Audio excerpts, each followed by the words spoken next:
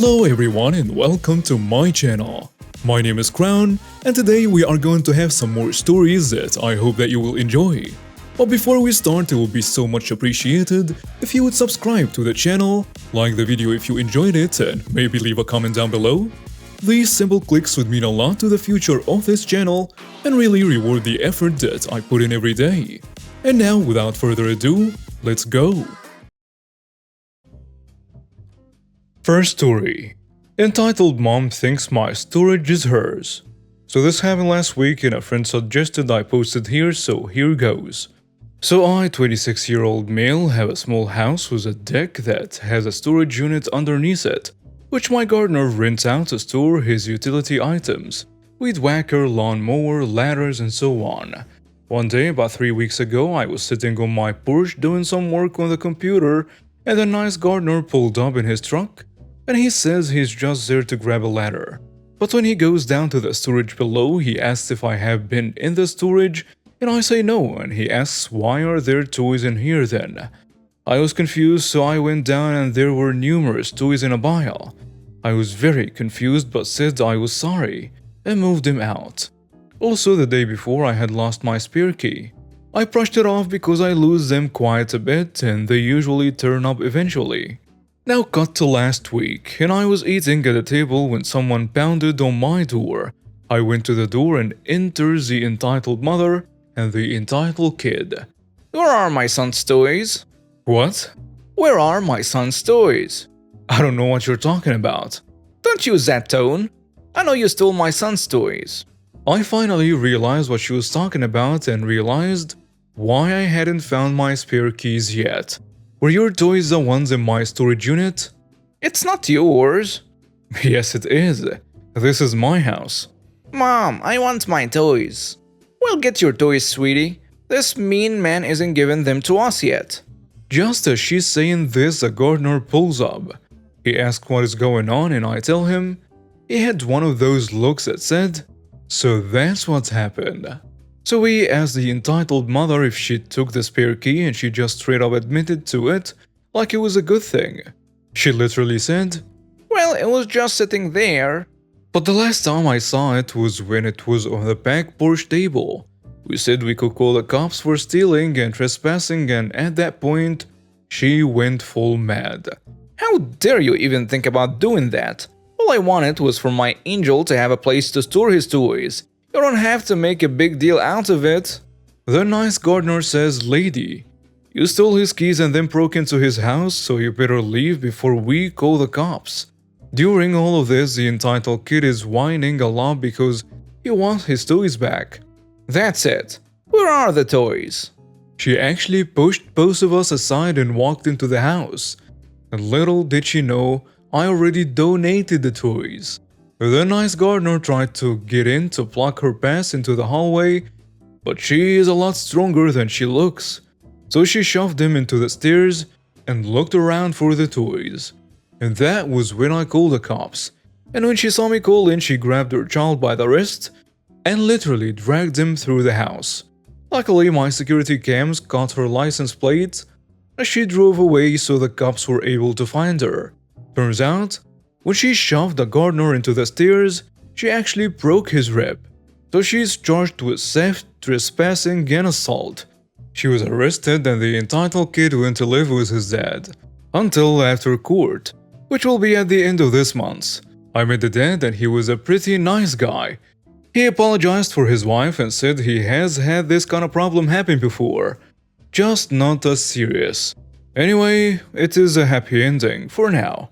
And I promised the gardener I would start paying him extra. He says it's okay and that it's not my fault. Next story. Racist Karen calls the cops on my cousin, so I get her business closed down. Background. My cousin, 23 female, recently opened up her own salon. From a young age, she taught herself how to do eyebrows and developed an interest in makeup and hair. Everyone in our extended family will go to her before events and on a monthly basis for their threading, waxing, hair, and makeup needs. In 2020, she had a full-time job, non-salon related, but decided to renovate the basement for her home to create a small salon space. She now spends her free time taking clients in her at-home salon, and there is nothing but great reviews. Her sister helped with the renovations and now helps her with marketing the business, social media and community pages. And I help with the finances, budgeting, price setting, and so on.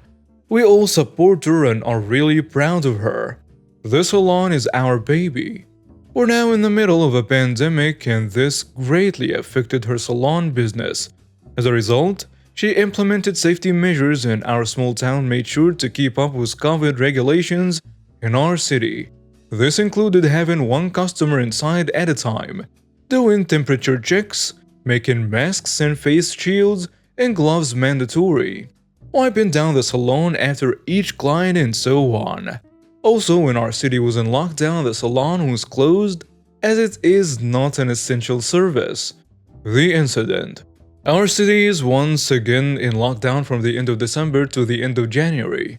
The salon has been closed since the lockdown began, and the salon's social media pages have been updated to let the current clientele know that the salon is closed. Now comes a Karen. Karen sees a community post from October detailing a discount that the salon was having on a certain package we offer. She comments on the post saying that she can't believe the salon is open in the middle of a lockdown when her salon has been closed. This is important for later. Karen fails to notice that this post was made in October, when salons were allowed to operate as long as they followed safety regulations. Karen doesn't bother checking more recent posts, indicating that this salon was closed.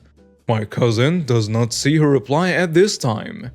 At the next day, two police officers show up at my cousin's door while she's at a doctor's appointment. The officers ask for my cousin and my aunt lets them know that she's not home right now. My aunt does not speak English very well unless the officer knows that she would call my cousin and ask her to come home.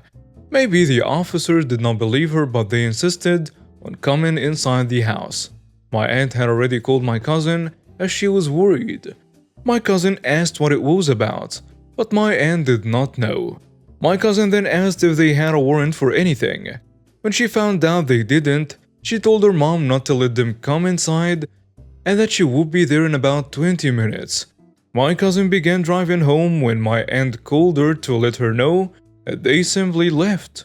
Hearing this, my cousin was less worried and decided to go grocery shopping as planned before heading home. Turns out, the officers came back half an hour later and once again demanded to see my cousin. My aunt called my cousin again and asked her to come home, but in the 20 minutes she took to come home, the officers were gone. They had left a card and asked her to call back. My cousin managed to get a hold of the officers and was told that someone had reported her business. They claimed that she was operating during the lockdown and they had proof. My cousin knew this wasn't true as the salon had been closed for quite a while. By now my cousin had seen the comment from earlier and mentioned that she knew exactly what their so-called proof was about. But the post in question was from October. My cousin was very upset that this post was not even close to being actual evidence of her operating now.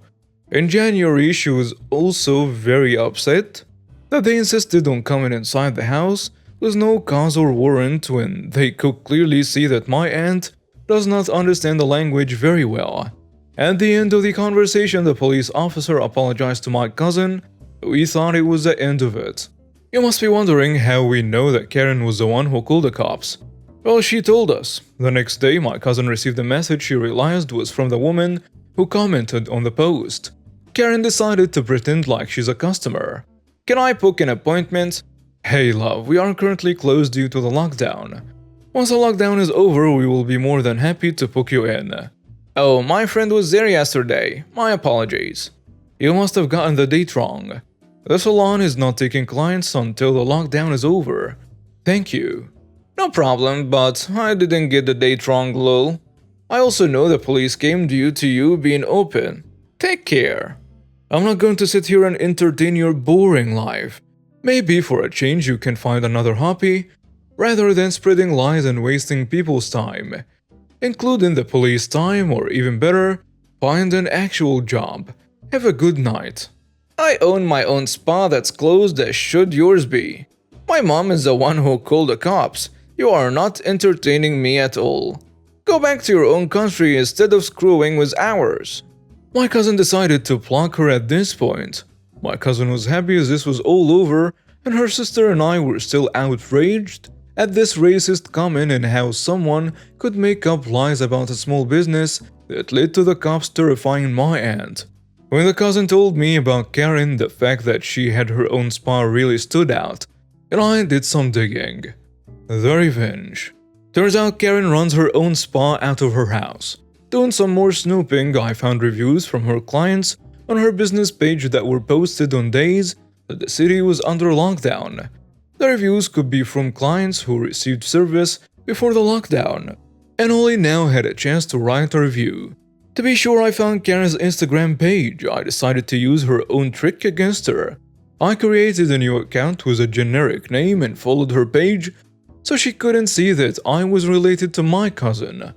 I then messaged her to ask about the prices for her services. Hey, I love your pictures. I was wondering how much you charge. Hey girl, thank you so much. What service are you after? I'm really interested in the BB Glow Facial. That's awesome. My biggest seller for sure.